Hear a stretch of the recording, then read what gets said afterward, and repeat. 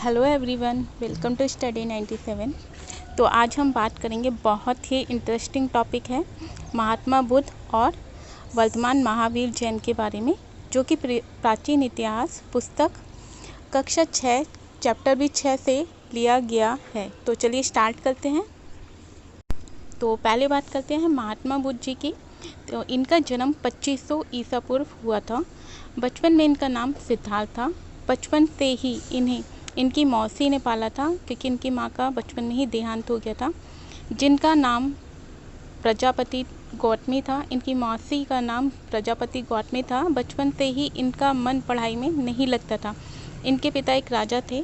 पिता ने इनकी शादी यानी बुद्ध की शादी भी करवा दी और इनके एक पुत्र भी पैदा हो गया। लेकिन तभी भी शादी के बाद भी इनका मन सिर्फ दूसरों की सेवा में रहा और दूसरों को ज्ञान बांटने में रहा और उसका दुख दूर करने की सोचते रहते थे। बुद्ध का गण अर्थात जाति, बुद्ध का गण शाक्य था। यह एक क्षत्रिय थे। जब इनका जन्म हुआ तब महाजन पदों के समय से लोगों के जीवन में कुछ परिवर्तन आ रहे थे। वहाँ के लोग जीवन का सच्चा अर्थ जानना चाहते थे। यहाँ महिलाओं की स्थिति अच्छी नहीं थी। उत्तर वैदिक काल ऋग्वैदिक काल में महिलाओं की स्थिति अच्छी थी, परंतु उत्तर वैदिक काल में महिलाओं की स्थिति काफ़ी ख़राब थी। इस काल में व्यक्तियों की सोच यानी जो उनकी थिंकिंग थी वो बहुत बेकार हो चुकी थी, निकृष्ट हो चुकी थी। उसी समय कुछ नए धर्म सामने आए। लगभग 40-50 धर्म उस टाइम देखने को मिले, लेकिन पब्लिक ने, जितने भी पब्लिक थी, वहाँ के लोगों ने सिर्फ 2 धर्म को ही फॉलो किया। वो कौन कौन से थे? बुद्ध और महावीर जैन का धर्म। और ऐसा उन्होंने क्यों किया? इन्हीं दोनों को उन्होंने क्यों फॉलो किया? क्योंकि ये दोनों धर्म कुरीति और का विरोध कर रहे थे। बुद्ध जिस तरह से ज्ञान को बांट रहे थे या समझा रहे थे, तो वो वहाँ के लोगों को बहुत समझ आने लगा, वो सही बात लगने लगी, इसलिए उनको वो फॉलो करने लगे। सारनाथ नाम तो सभी ने सुना होगा, क्यों फेमस है? चलिए जानते हैं। महात्मा बुद्ध ने पहली बार यहाँ पर अपना उपदेश दिया था। पहले सारनाथ का नाम ऋषिपत्तनम था और इसके अलावा सारनाथ में अशोक ने अपने कई स्तूप भी बनवाए हैं, जिनमें से एक का नाम क्या है? धमेक। उसको धमेक बोलते हैं, अर्थात सारनाथ स्तूप भी कहा जाता है। शिक्षा का ज्ञान, शिक्षा की ज्ञान की बात करें तो ज्ञान की प्राप्ति के लिए उन्होंने स्वयं ही रास्ता ढूंढने का निश्चय किया। इसलिए उन्होंने बोध गया अर्थात बिहार में एक पीपल के नीचे कई दिनों तक तपस्या की और जब उन्हें ज्ञान प्राप्त हुआ तब वे बुद्ध के नाम से विख्यात हो गए और इन्हें तथागत भी कहा गया। यहाँ से वे वाराणसी के पास निकट सारनाथ गए, जहाँ पर उन्होंने पहली बार अपना उपदेश दिया था। सारा जीवन इन्होंने व्यक्तियों की सेवा में, शिक्षा प्रदान करने में व्यतीत किया और इनकी मृत्यु कहाँ पर हुई थी? कुशीनारा में हुई। शिक्षा देने की बात करें तो बुद्ध ने शिक्षा सबके जीवन से कष्टों का भरा हुआ बताया और ऐसा हमारी इच्छा और लालसा की वजह से होता है, ऐसा बुद्ध का कहना था और उन्होंने इसको तृष्णा का नाम दिया। इसका अर्थ है आवश्यकता से अधिक चाहना। शिक्षा व आत्म संयम अपनाकर हम इससे छुटकारा पा सकते हैं, ऐसा बुद्ध का कहना था। उन्होंने लोगों को दयालु होने तथा मनुष्यों व जानवरों के साथ अच्छा व्यवहार करने की प्रेरणा दी और कहा, हमारे अच्छे बुरे कर्मों का जवाब इसी जीवन में मिलता है, ना कि मृत्यु के बाद। उनका कहना था कि मेरी शिक्षा को स्वीकार मत करो, पहले अपनी सोच व विवेक से उस चीज़ को समझो जो मैं कह रहा हूँ। उन वर्डों को तभी स्वीकार करो जो अगर आपको लगता है कि मैं सही हूँ, अदरवाइज़ आप उस चीज़ को अस्वीकार कर सकते हो।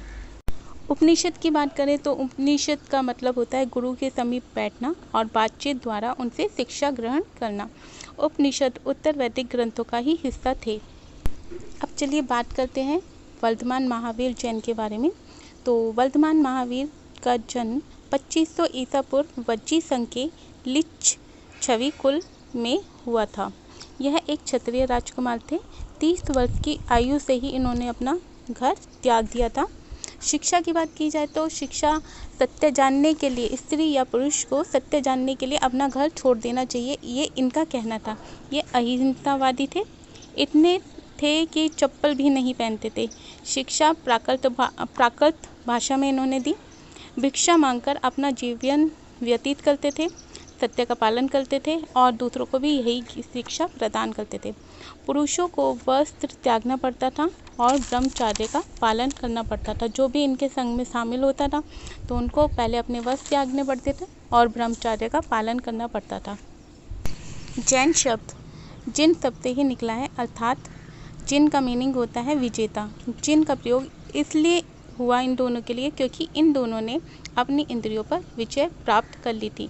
जैन धर्म की शिक्षाएं लगभग 1500 ईसा पूर्व से गुजरात में वल्लभी नामक स्थान पर लिखी गई थी। महावीर स्वामी तथा बुद्ध दोनों का मानना था कि घर त्यागने पर और सच्चे ज्ञान की प्राप्ति होती है। ऐसे लोगों के ग्रुप और संघ एक ही है और संगठन बनाए गए जहाँ लोग एक साथ रहते थे।